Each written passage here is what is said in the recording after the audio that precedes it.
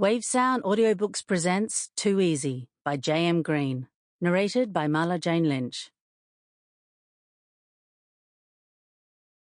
Chapter 1.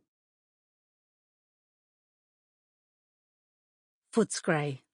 Midweek. The sun sneaking away as the streetlights flickered to life and the coloured bulbs outside the kebab shop burst into a frenzied circuit. To the untrained eye, a visitor say, the sweep of assorted humanity strolling in the warm evening was a scene of cosmopolitan excitement. To folk who tucked into tabloids, the sight was the end of days. To an officer of the law, it was a landscape of our latent court appearances.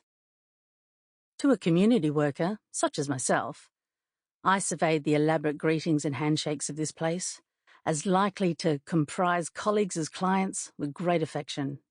These were my people.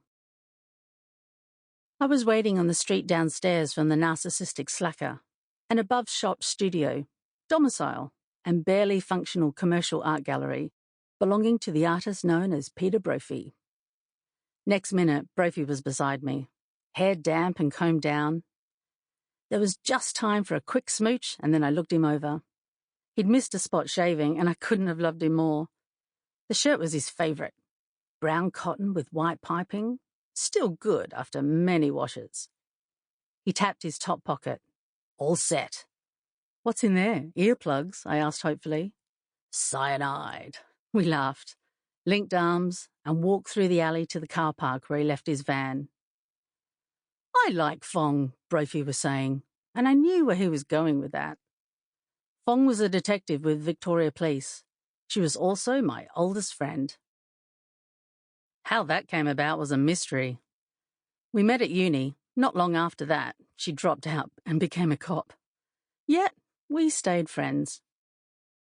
Since then, whatever new direction our lives took, no matter how divergent, we remained tight. She was everything I wasn't.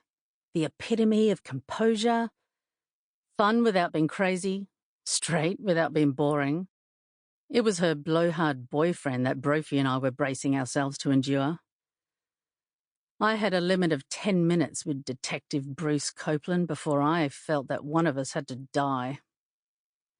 The radio on low, we drove to Kensington in silence. We skirted the racecourse, dotted with spring racing marquees, and behind them the twinkling lights and joyful screams of the Royal Melbourne Show.